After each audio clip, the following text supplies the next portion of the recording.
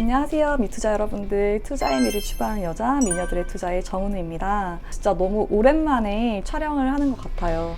제가 2주 만에 컨텐츠를 찍는데 이렇게 오랜만에 찾아뵙게 된 이유는 본업을 하느라 그동안 조금 바빴습니다. 회사에서 개발할 이 오피스텔 부지 2개를 완벽하게 찍었습니다. 위치는 2호선 구의역이랑 서울대 입구역 역세권 일반 상업지 부지인데 두 땅 다 지금 약 200평 조금 넘고 실수요를 받쳐줄 투룸에서 3룸 형태로 만들어서 분양할 예정인 곳이에요. 네, 그래서 땅 찍기 전에 제가 임장도 다녀보고 주변에 개발 호재는 또 무엇이 있는지, 원룸 수요가 많은지, 투룸 수요가 많은지 이런 조사를 하고 리포트를 하느라 정신이 많이 없었습니다. 네, 그래서 지금도 스튜디오가 아니라 사무실에서 제 자리에서 지금 찍고 있어요. 구의역이랑 서울대 입구역 위치는 당연히 말할 것도 없겠죠.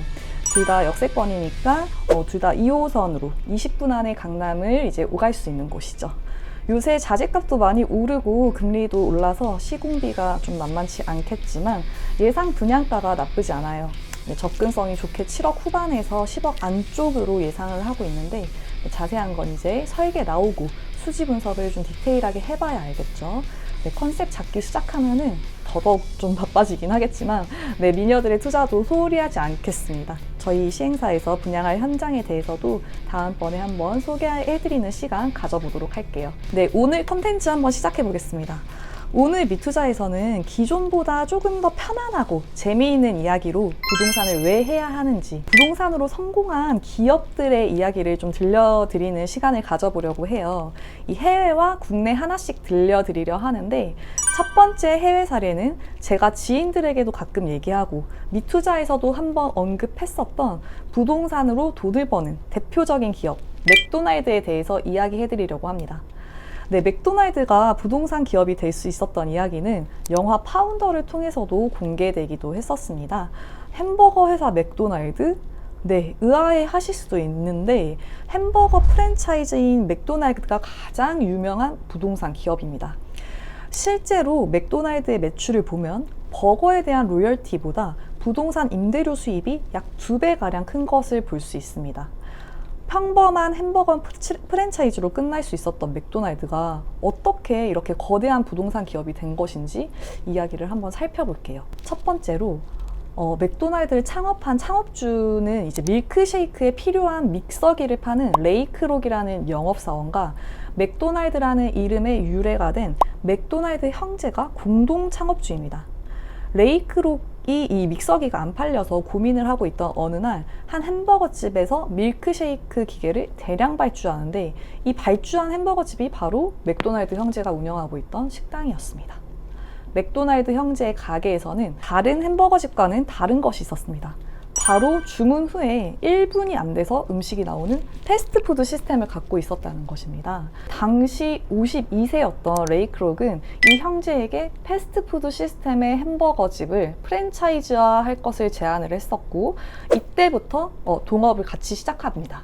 이후 맥도날드는 우여곡절을 겪으면서 사업을 확장하게 되는데 이 과정에서 사업가 성향이 강한 레이크록과 음식에 대한 퀄리티를 생각했었던 맥도날드 형제는 지속적으로 부딪히게 됩니다. 이 과정에서 레이크록은 맥도날드 형제에게 당시 270만 달러와 수익의 1%에 대한 로열티를 추가 지급할 것을 약정하고 경영권을 인수받습니다. 네, 이때부터 맥도날드는 레이크록이 운영하는 기업이 되는 것이죠. 다만 여기서 로열티 1%에 대한 부분이 구두 계약이었어서 이를 법정에서 증명하지 못해서 맥도날드 형제는 로열티를 지급받지 못하게 됐다는 슬픈 사연이 있습니다. 약간 레이크록이 나쁜 사업주 같이 느껴지기도 하는 면모죠. 어쨌든 이 레이크록이 사업을 이제 확장하면서 승승장구를 하고 있었는데 이 맥도날드에 대한 매출은 늘어나는데 프랜차이즈들의 적은 비용의 이제 로열티로 인해서 본사의 이익이 늘어나지 않는 것을 고민하던 때에 한 재무 전문가를 만나게 됩니다. 이 전문가의 솔루션은 가맹점을 유치할 땅을 맥도날드에서 먼저 매입하고 가맹점을 유치하면은 로열티와 임대료를 같이 걷어들여서 수익을 늘리라는 조언이었습니다. 이 조언을 받은 레이크록은 실천에 옮겼고 유망한 토지를 구매하기 시작합니다.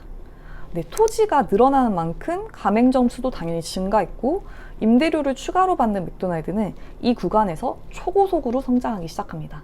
이후 맥도날드를 크게 키운 레이 크록은 한 대학에서 강의를 할 때 제가 항상 얘기하는 그 이야기이던 맥도날드는 햄버거 사업이 아니라 부동산 사업을 하는 회사이다 라고 말했다는 일화가 있습니다. 네, 이처럼 주요 사업이 있는 것처럼 보이지만 부동산이 이제 사업의 큰 비중을 차지하는 회사, 대한민국에서도 찾아볼 수 있겠습니다. 네, 국내 사례로 넘어오게 되는데 바로 신세계그룹의 이마트입니다. 신세계그룹의 이명희 회장의 이야기로부터 시작됩니다. 네, 이명희 회장은 이병철 회장의 막내딸로 태어나서 평범한 주부였습니다. 이병철 회장이 어느 날 이 신세계 경영권을 물려주면서 지금의 신세계그룹을 키워내게 된 것인데, 이명희 회장의 스토리는 이병철 회장이 세상을 떠나면서 시작됩니다. 네, 이병철 회장이 세상을 떠나면서 슬픔을 잊기 위해서 이명희 회장이 미국으로 떠나게 됩니다.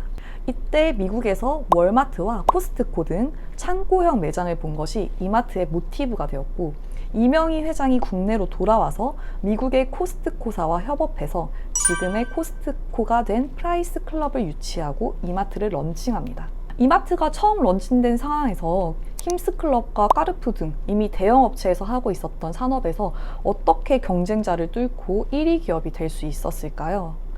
이마트가 지금의 1위 대형마트의 위상이 된 것은 IMF 위기 때 시작되었습니다. 경제가 휘청거릴 때 신세계 백화점 매출은 줄어들기 마련이었고, 반면 저렴한 가격을 앞세웠던 이마트의 매출은 크게 늘기 시작했습니다. 이때 신세계는 카드 사업과 프라이스 클럽에 대한 경영권을 매각하고, 이 외환 위기로 인해서 가격이 폭락해버린 전국 각지 상권의 토지를 사들이게 됩니다.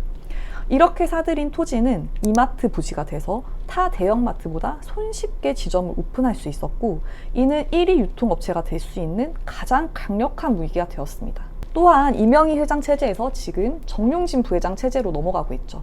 현재 정용진 부회장의 핵심 카드인 신세계 스타필드 또한 부동산이 가장 중요한 무기가 되겠습니다.